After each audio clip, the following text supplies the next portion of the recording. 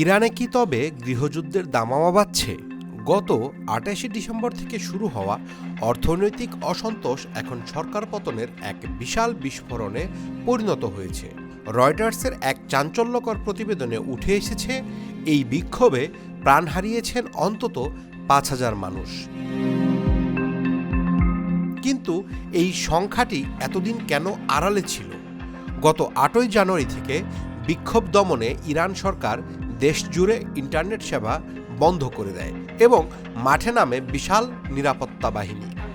Internet ব্ল্যাকআউটের কারণে বহির্বিশ্ব জানতেও পারেনি কি ভয়ানক সংঘাত চলছিল সেখানে। ইরানের একজন কর্মকর্তার মতে, নিহতদের মধ্যে ৫০০ জন নিরাপত্তা বাহিনীর সদস্যও রয়েছে। সবচেয়ে রক্তক্ষয়ী সংঘর্ষ হয়েছে উত্তর পশ্চিম ইরানের কুর্দিশ অঞ্চলে। ইরান সরকারের দাবি, এই আন্দোলনের পেছনে রয়েছে ইসরায়েল ও বিদেশি বিভিন্ন সশস্ত্র গোষ্ঠীর ইন্ধন। খোদ আয়াতুল্লাহ আলী খামেনি অভিযোগ করেছেন, যুক্তরাষ্ট্র ও ইসরায়েল এই হত্যাকাণ্ডের জন্য দায়ী। তিনি হুঁশিয়ারি দিয়েছেন, বিদেশি অপরাধীদের কোনোভাবেই বিনা শাস্তিতে পার পেতে দেওয়া হবে না। অন্যদিকে বিক্ষোভকারীদের দাবি, তারা কেবল বাঁচার অধিকার আর অর্থনৈতিক মুক্তির জন্য লড়াই করছেন।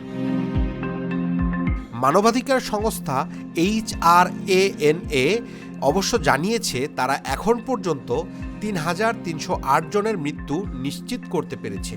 আরও প্রায় ৪,৫০০ মানুষের মৃত্যুর খবর যাচাই করার কাজ চলছে। নিহতের এই চূড়ান্ত সংখ্যা ৫,০০০ ছাড়িয়ে যাবে কিনা তা নিয়ে এখন বিশ্বজুড়ে চলছে উদ্বেগ। আন্তর্জাতিক মহল ইরানের এই পরিস্থিতিকে অত্যন্ত গুরুত্বের সাথে পর্যবেক্ষণ করছে।